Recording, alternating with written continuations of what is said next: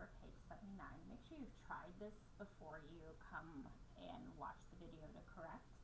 And while you are correcting, make sure that you're showing your work and thinking through any mistakes you may have had. So number one, Liz bought 4 2-quart packages of strawberries.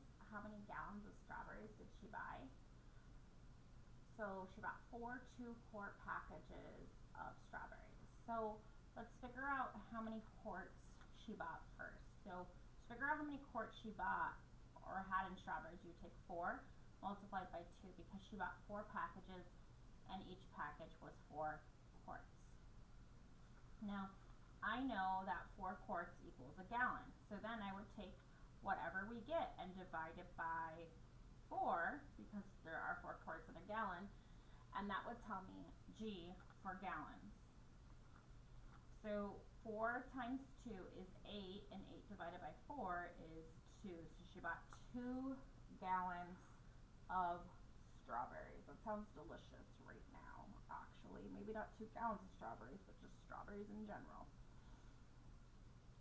Eliana is packing 135 winter hats into donation boxes. 32 hats fit into a box. How many boxes does she need?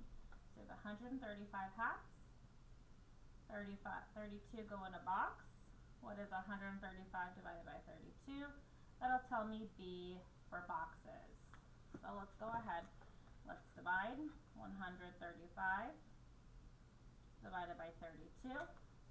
Well, that kept going evenly to 13 or 1, so it has to go into 135 how many times? So 32 times what? Well, 32 times 5 is 150 something, so, or 160.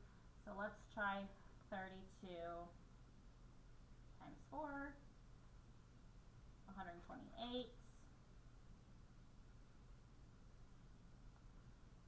And subtract. Don't forget to regroup when you're subtracting.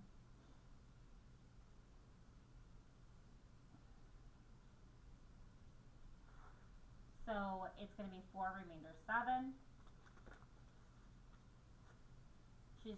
So there's 4 boxes, but 7 hats won't have a box. So how many boxes does she really need? Here we're going to round up so that every hat has a box and we're not overfilling them. So she needs 5 boxes so that every hat has its own box. Or it has a box, not its own box. 4 friends shared 6 cups of soup. How much soup did each friend get? Circle all that apply. So, well, what do we have? We have 6, and we're dividing it by 4. So I know that would look like this, 6/4. So that would be A.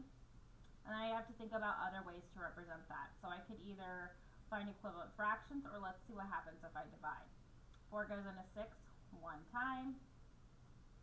Remainder 2. I would report this as a fraction, so the numerator becomes the remainder becomes the numerator, the denominator stays the same. So it'd be 1 2/4 cups. I know 2/4, let's draw that here, 2/4 is the same as half, and that's 1 1/2 cups of soup, and then this 4/6 does not fit there. That was a trick one. So write a number where the 5 is worth 500. So you can write any number as long as there's a 5 in the hundreds place. So I'm going to write 16,567. Write a number where the 5 is worth 5 times that much. So now we're going to move the 5 so that it's 10 times bigger, which is just moving it up 1 place. So that would be moving my 5 to my thousands place. So now I'm going to write a number where my 5 is in my thousands place. I'm going to say 1,000, or sorry, 15,067, sorry, 15,679. Write a number in which the 7 is worth 70,000. So that number is, the 7 needs to be in the 10,000s place.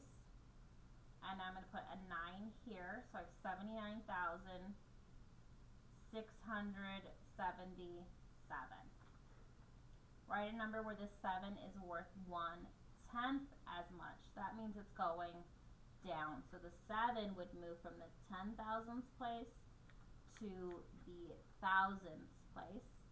I could still have a digit in the 10,000ths place, but I'm just going to stick with the 7 in the thousandths place, and I'm going to move all digits back 1. So there I would have 7,967. Question 5, please make sure you respond to, what did you decide to do with the remainder in problem 2? Well, we decided to round up. So I rounded up the remainder because why? So I rounded up the remainder. Why did we round up? Why did we say we needed 5 boxes instead of 4? So think about that and explain it. I rounded up the remainder because, and fill in that blank. Why did you round up the remainder?